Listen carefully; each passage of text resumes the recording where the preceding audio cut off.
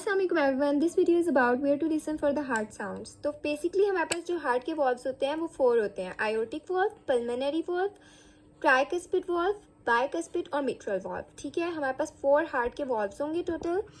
अब जो हमारे पास इंटरकोस्टल स्पेस होती है वो स्पेस होती है बिटवीन द रिब्स। ठीक है, ये जो स्पेस है बिटवीन 2 रिब्स इसको हम इंटरकोस्टल स्पेस कहते हैं। अगर हम इस तरह से देखें तो 1 और 2 सेकेंड इंटरकोस्टल स्पेस पे हमारे पास आयोटिक और पल्मोनरी वॉल्व लाई कर रहे होते हैं, और 1, 2, 3, 4 और 5 फिफ्थ इंटरकोस्टल स्पेस के लेवल पे ट्राइकस्पिड और मिट्रल वॉल्व लाई कर रहा होता है। अब अगर हम आयोटिक वॉल्व की लोकेशन की बात करें तो हमारे पास आयोटिक वॉल्व जो है फर्स्ट ऑफ ऑल वो सेकेंड इंटरकोस्टल स्पेस के लेवल पे लाई कर रहा है।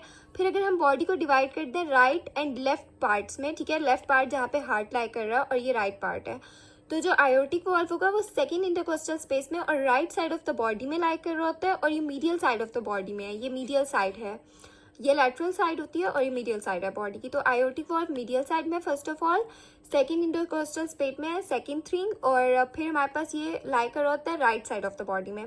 फिर जब हम पल्मोनरी वॉल्व की बात करते हैं तो वो भी हमारे पास सेकेंड इंटरकोस्टल स्पेस के लेवल पे लाई कर रहा होता है, और वो हमारे पास टुवर्ड्स द लेफ्ट साइड होता है बॉडी की, और वो हमारे पास medial side of the body पे लाई कर रहा होता है। फिर जब हम ट्राइकस्पिड वॉल्व की बात करते हैं तो ये हमारे पास स्टर्नम है। ठीक है, स्टर्नम के लेफ्ट साइड पे हम जाएं तो हमारे पास ट्राइकस्पिड वॉल्व लाई कर रहा होता है फिफ्थ इंटरकोस्टल स्पेस के लेवल पे। और अगर हम बात करें मिट्रल वॉल्व की, जो कि हमारे पास बाइकस्पिड वॉल्व पे होता है, तो ये हमारे पास हार्ट की एपिक्स है।